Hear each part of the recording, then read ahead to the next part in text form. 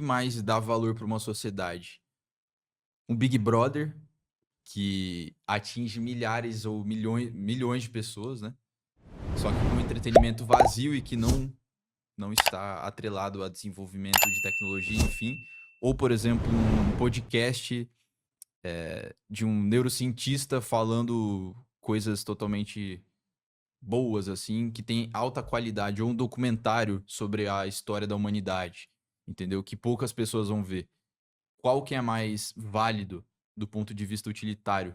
Porque de um lado a gente tem uma coisa vazia que vai dar alegria para milhões de pessoas, e do outro lado a gente tem uma coisa profunda que vai estimular aí o progresso da humanidade, né? O que acontece aqui? A resposta comum que as pessoas poderiam dar é falar, o podcast do cientista, blá blá blá.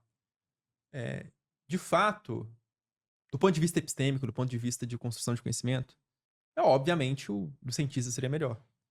Mas, Cauê, eu não acredito que seja verdadeira a ideia de que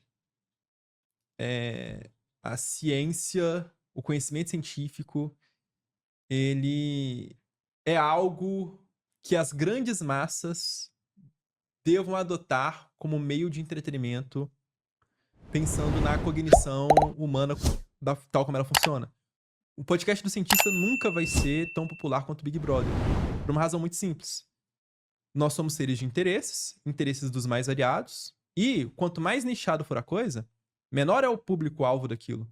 Sim. Então, esse podcast mesmo é um público nichado, assim, são pessoas Não vai atingir o mesmo tanto que um Podpah atinge. o esforço cognitivo para o cara compreender os raciocínios que a gente tá tendo aqui é grande, assim. E não vão ser todas as pessoas que se interessam por isso, tá tudo bem. Tá tudo bem.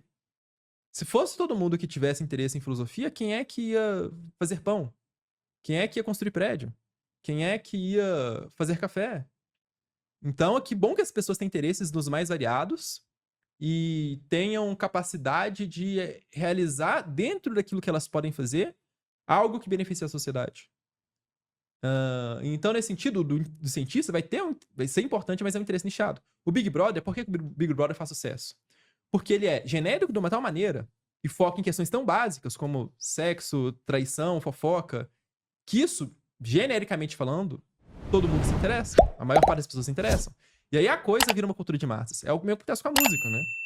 Por que Funk dá mais certo que música clássica. Exatamente. Por que as coisas, os hits de sucesso são de sucesso? Porque eles são simples. É só assim que eu atingo grandes massas. Aí, qual que é a complexidade dessa resposta?